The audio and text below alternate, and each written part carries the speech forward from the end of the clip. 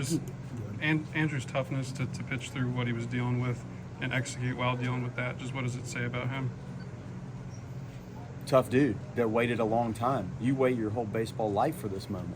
So when we see an 83 flash on the board and it goes from 91 to 83, and I see him like the little wince, the guy was worried. And I knew what it was because I'd seen him do the exact same thing before when he had that little thing flare up. So you have to go out there, and again, of all the things you think might happen in this, even though I'd seen it, you just don't think it's actually going to flare up on the guy, and it did. And I said, look, you have to tell me, you've earned the right to, you have to tell me.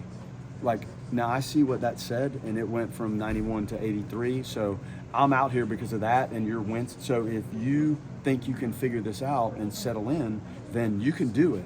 But if you can't, we have a responsibility to everybody else involved in this to get somebody else in the game. And he said, Coach, I'll be fine. It just seemed like I sat and it flared up more than hurting me when I pitch.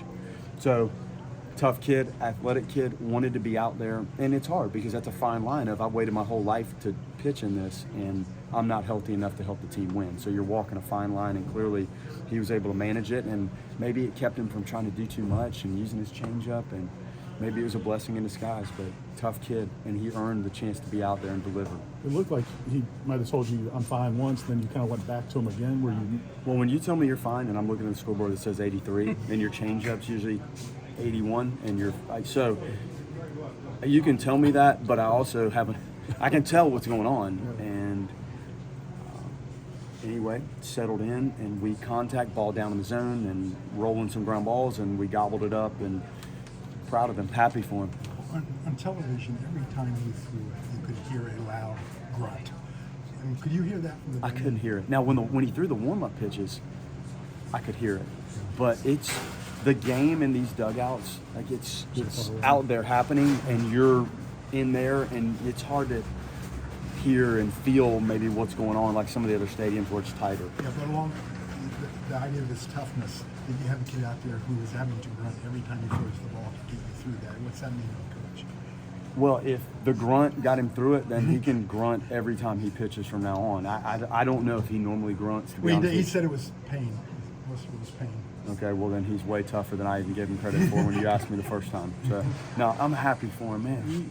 You wait and wait and wait, and we didn't know who to start. Like everybody that pitched today, and there's more that didn't even warm up in the bullpen. And we were trying to think through what's the best order of operations to get through this, knowing if you get 4 or 5 innings out of anybody, that's probably a really good thing. And we settled on him, and man, he just executed really well. We asked Tibbs about Jackson, and he just said he's just such a hard worker, and that's how he can have a day like this. I mean, how do you identify that?